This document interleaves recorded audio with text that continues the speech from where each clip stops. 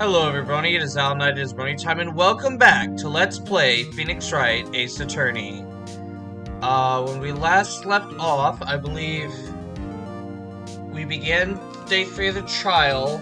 It looked like I was gonna get declared guilty, but Larry stepped in and stopped the proceedings and got the case, the trial to continue. And we're gonna hear his testimony on what he saw the night of the murder. Court is now back in session. Witness, please testify to the court about everything that you saw. On the night of December 24th. Good God, why I've forgotten his voice. On the night of December 24th. Right, leave it to me. Please, Larry, don't mess this one up. I hate to admit it, but you're our last chance.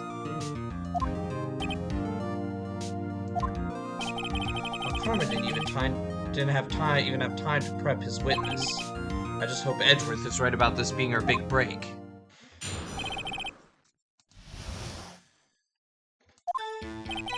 That night, I was out on the boat on the lake. I was looking for something, and I found it.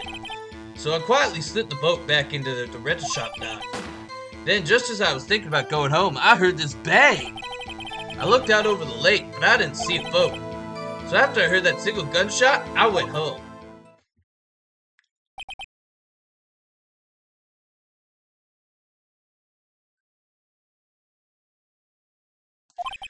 That was an unusually vague testimony, even for this court. In any case, Mr. Wright, you may begin your cross-examination. Yes, Your Honor. What's wrong, Nick? It's Larry. I have no idea what he's going to say if I press him. I'm a little scared. Well, we've come this far. There's no way to go but forward, Nick.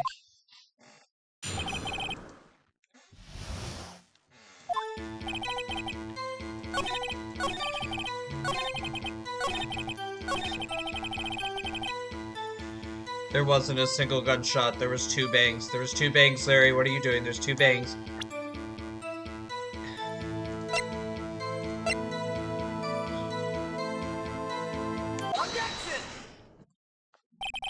Wait a sec, Larry. What? You only heard 1 bang. You're sure? That's what I said. But Miss Lotta Hart testified yesterday that she heard 2 bangs. The old man just now said the same thing. They both heard 2 gunshots that night. Huh? Were you even listening? Were you paying attention at all to what they said? Yo, Nick, please! Huh? You know, something's been bothering me. I'm a witness, see? I'm like a customer here. So you gotta treat me nice and stuff, okay? Mr. Butts. What? You only heard 1 gunshot. Are you sure? Well, to tell you the truth, I'm not sure. Eh? Not sure? How could you not be sure? Yeah, well, I might have missed the other gunshot. I was listening to something else. Something else? My radio, dude, with my headphones.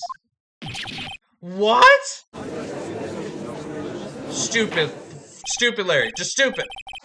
Order, and stop that booing.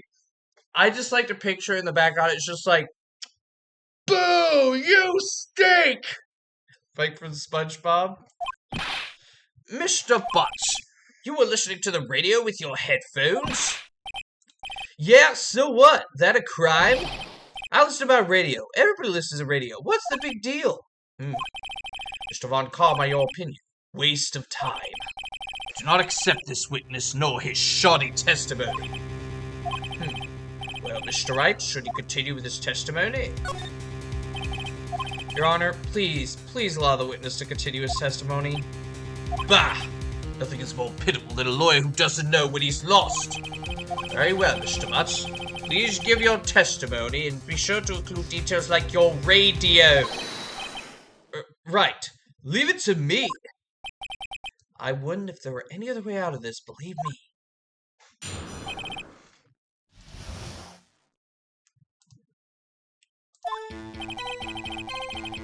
It's lonely being alone on Christmas Eve. That's why I was listening to an all-request show on the radio, see? I was listening to it real booming loud like. But I'm sure I heard that gunshot. I remember exactly what the DJ was saying when I heard it too. You were listening to a radio at a high volume. Yeah, what's the big problem? Can a man listen to his radio in peace? Isn't this a free country? I truly believe Larry has no idea what the problem is here. Judge, can you believe a word this witness says? What he heard was probably nothing more than a drumbeat from the radio.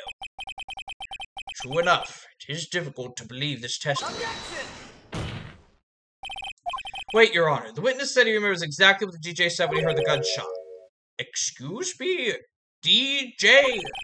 An announcer, the guy who says things on the radio. Anyway, what this means is when he heard the sound, no music was playing. The DJ only talks between songs, so he could have heard the gunshot from the lake. I'd like to cross-examine the witness, Your Honor.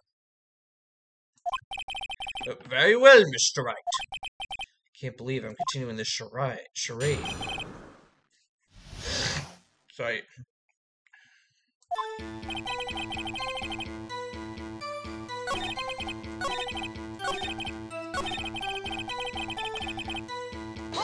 What? Well, then say it. What did she say? Mr. Wright, please cease this pointless questions. What possible good could knowing what a radio DJ said to us? Indeed, Mr. Valkama has a point. Allow the question only if you see some reason why we should care. We should care, Your Honor. Of course we should. Why? Well, how do you know if we don't ask? Fine, very well. Mr. Butts, please testify to the court. What was the radio announcer saying when you heard the gunshot? Ladies and gentlemen, one of the most memorable moments in all of Ace Attorney. It's almost Christmas.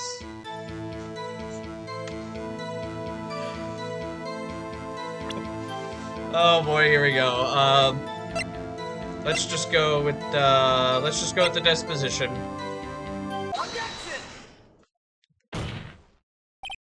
Larry, are you absolutely sure what you're saying is correct?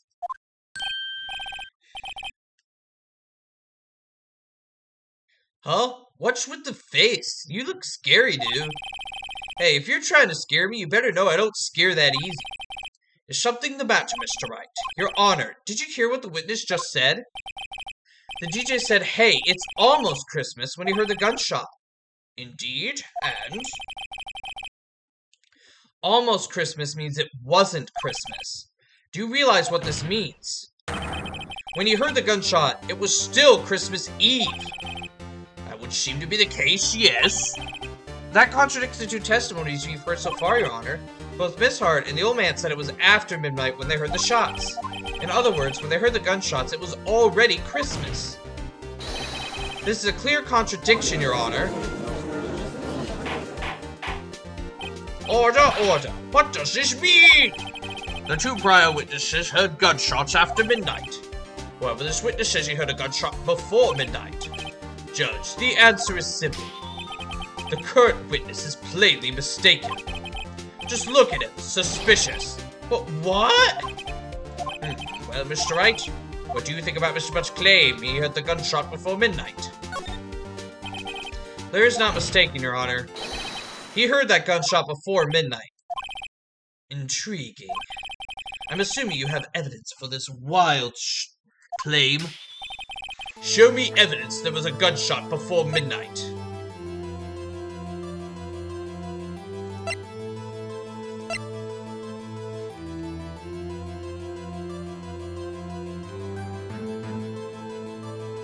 It's the second lake photo.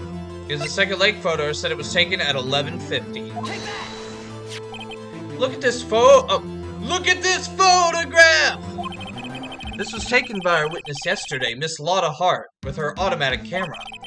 The timestamp on the photo reads December 24th, 11:50 p.m. Oh! But there's nothing on the lake in this picture. Your Honor, the real issue here is not why nothing is shown in this photograph. It is why this photograph exists at all. What do you mean? Your Honor, this photograph was taken by an automatic camera. That camera was set to go off in response to loud noises. Aha! Correct. There was a loud noise on the lake at 11:50 p.m. That is why this photograph was taken. In other words, when Larry heard the gunshot, it was most definitely still Christmas Eve. Indeed, it would seem that is the case. Then where does that leave us? Miss Hart testified that she heard the gunshots after midnight. Are you claiming she was mistaken? Not at all, Your Honor. It is a fact that the camera also triggered at 15 minutes after midnight. Your Honor, that night there were 2 sets of gunshots with a 25-minute pause between them.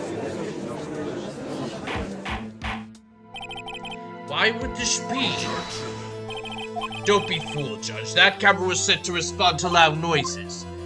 Yes? There's no proof that the loud noise at 11:50 was a gunshot. Why, the witness could have sneezed, triggering the camera. Hey, my nose was clear that night, man. Clear! Well, Mr. Wright, there's no turning back now. Can you prove that the loud noise at 11:50 p.m. was indeed a gunshot?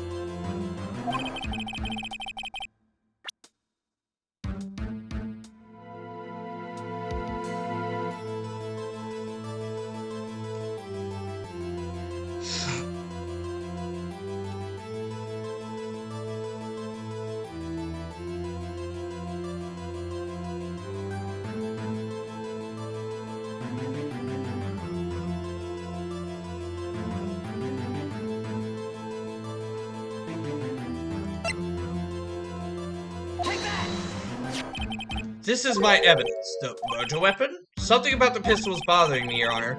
Both the witnesses who testified yesterday heard 2 gunshots. However, the murder weapon was fired 3 times. When, then, was the last shot fired? Only now have I realized the truth. That 3rd shot was the shot Larry heard just before midnight. Order, order! That would make sense of the evidence we've seen so far. However, this leaves me wondering exactly what did happen that night on the lake. Exactly. If this is true, there were 2 sets of gunshots separated by 25 minutes. One at 11:50, another at 15 minutes after midnight. Why, I ask you? Why? Uh-oh, I better think of something quick. Wait a second.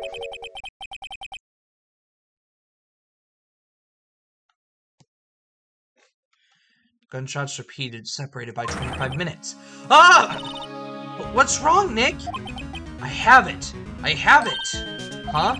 Remember the case with the Steel Samurai? Huh? Yeah, of course I remember. The murder weapon in this case had the same idea as the murder in that case. What do you mean?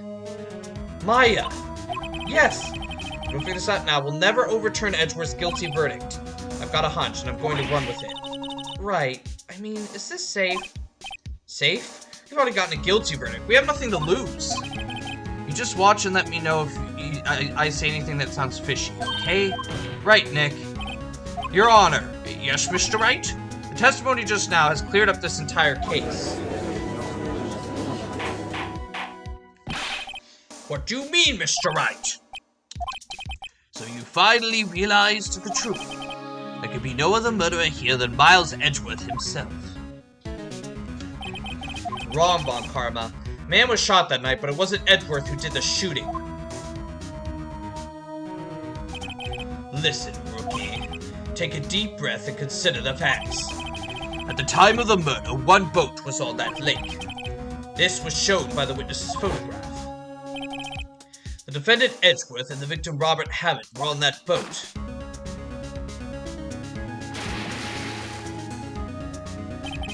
There was a gunshot fired on that boat. Robert Hammond fell into the lake. The distance of the shooting was 1 meter. It couldn't have been suicide. Well, the guilty party has to be the other man on that boat. I admit, it's hard to imagine any other possibility. Yes, but this assumes that the victim was shot at 15 minutes after midnight. What do you mean by that, Mr. Wright? We have photographic evidence at the time of the shooting. The timestamp on the photo says 0:15. But Larry heard a gunshot 25 minutes before that. Robert Hammond was killed dead 25 minutes before the shot on the lake. That's the only way that Edgeworth could be innocent. Mr. Wright, are you quite mad? Explain to the two men this part are.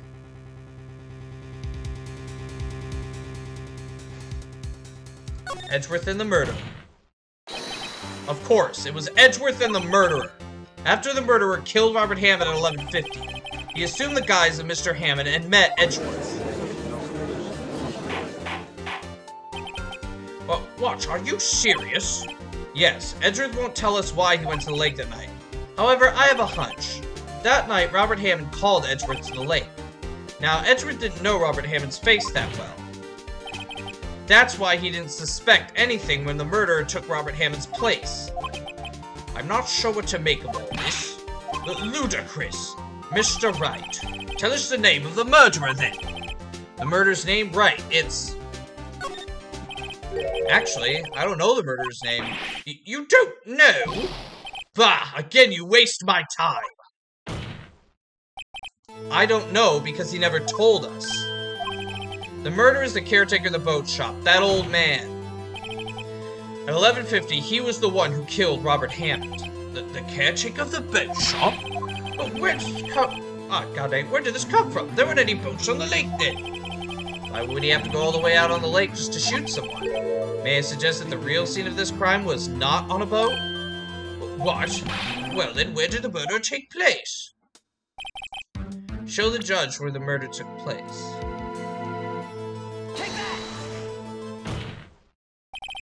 Here, of course, the boat shop here. That way he could meet with the victim without anyone seeing. I really need to stop just... Do you have proof that the boat shop was the scene of the crime? Recall Larry's testimony, if you will.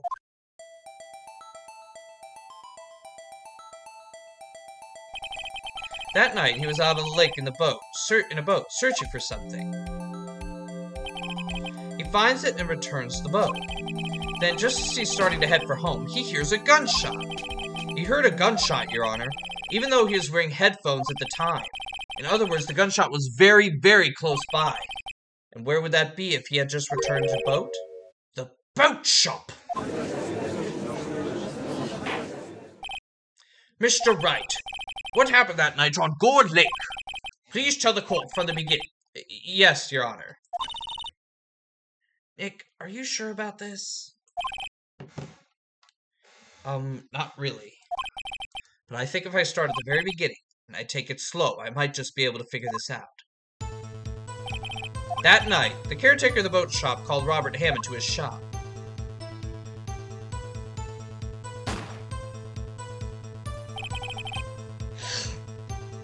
This was around 11:50. That was when the gunshot that Larry heard was fired. After that, the caretaker put on Robert Hammond's coat. He became Robert Hammond. Then he got in the boat with Edgeworth and went out into the middle of the lake. Then who fired the pistol on the boat, Mr. Wright? Of course, it was the murderer who shot the pistol. He shot twice.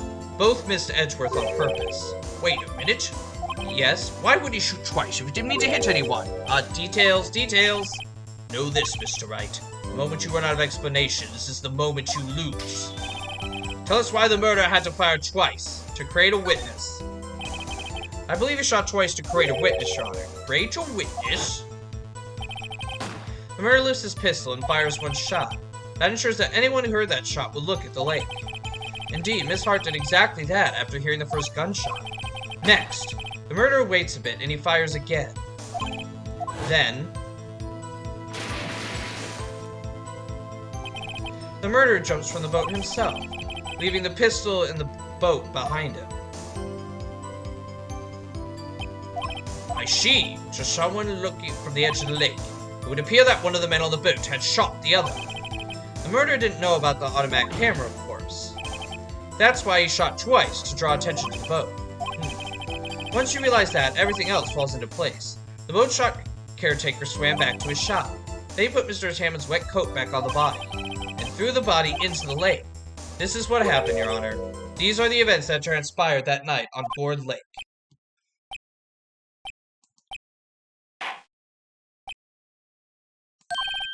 Bailiff!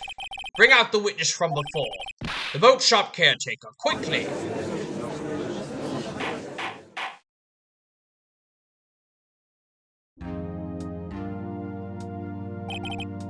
Very well. While we are waiting for the caretaker, I would like to ask the defendant, Miles Edgeworth, a few questions. Mr. Edgeworth, please take the stand. Mr. Edgeworth, you heard what the defense has said. Yes. Well, why did you go to the lake that night? What Wright has said was mostly correct. Astonishingly so, actually.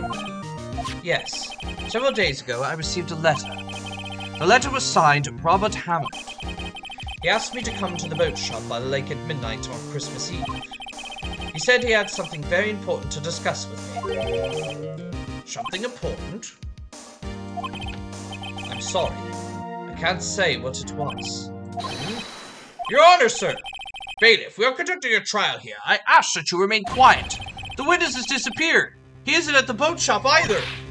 What? What should I do? Find him, quickly. We cannot allow him to get away.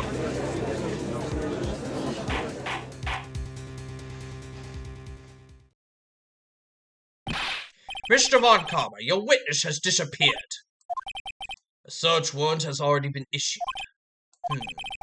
Goes without saying that I cannot declare a verdict under these circumstances. I'll extend the trial until tomorrow, the final day allowed. I request that the police department utilize all its forces to find that witness. Am I understood?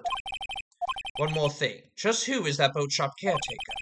I think his identity has become very important to this trial. I want him, and I want to know who he is. Very well. Court is adjourned.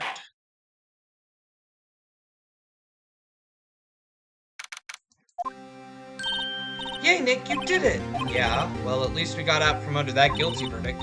What about Larry? That was something else. Even Von Karma didn't know what to do with his testimony. Larry really helped us out, sure, once I sifted through his unique testimony. Still, he did save us. I just wish our cases weren't so down to the wire all the time. I know what you mean. Sometimes I feel like it's us on trial instead of our clients. Hey, Edgeworth. Mr. Edgeworth? Did you say something? Don't look so pained. I mean, it looks like you're probably going to get off the hook. You could try to smile just a little. Relax. I'm sorry, but I fear it's not over for me yet. What do you mean? Right. There's something that's been troubling me for a long time now.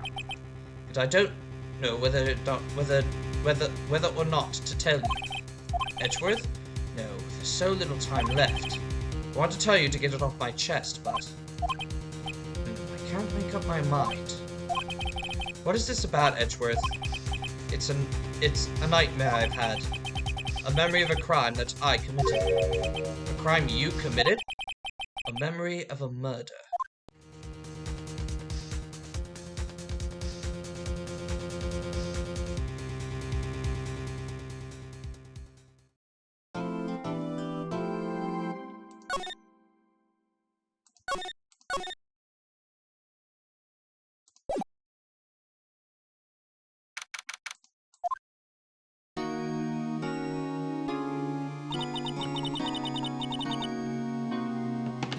What was Mr. Edgeworth talking about?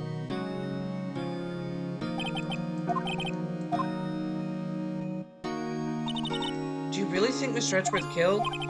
I don't believe it. Not Edgeworth. Some painful memory has been troubling him recently, but he never takes someone's life. Never. Nick. Yo, how's everyone doing? What do you think of my performance today? I had him swoon in the aisles, huh, Maya? Swooning? Me? Oh yes, I do remember feeling pain. Right on, tell me the truth. It was love at first sight, right? Right, Nick? Me? Well, maybe my heart skipped a beat or two. I think you could do better than that. Come on, I saved Edgeworth in there, dude. Edgy! You guys should be bowing before me. Yeah, bow before your hero. Larry, you really helped out in today's trial. You did! If you were there, Larry, I'm sure Mr. Edgeworth would have been found guilty. But seriously, Nick, that boat shop caretaker guy is pretty suspicious. But Edgy ain't off the hook yet. Why spoil the mood? Way to spoil the mood, Larry. Hey, I'm just a guy sitting in the audience, you know? From where I was sitting, Edgy seemed pretty edgy.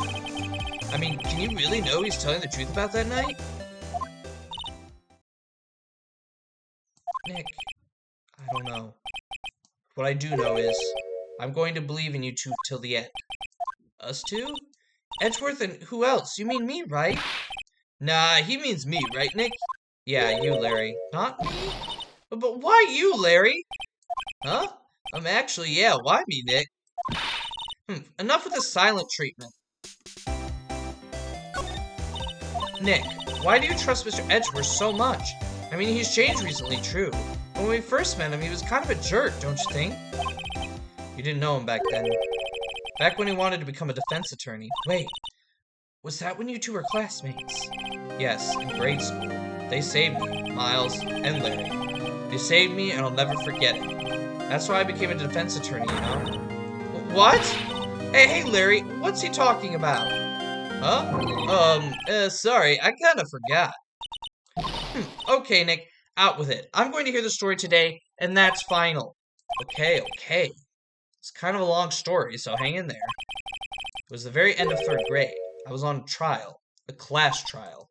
A class trial? You remember, Larry, spring, end of 3rd grade? Kid in our class got his lunch money stolen.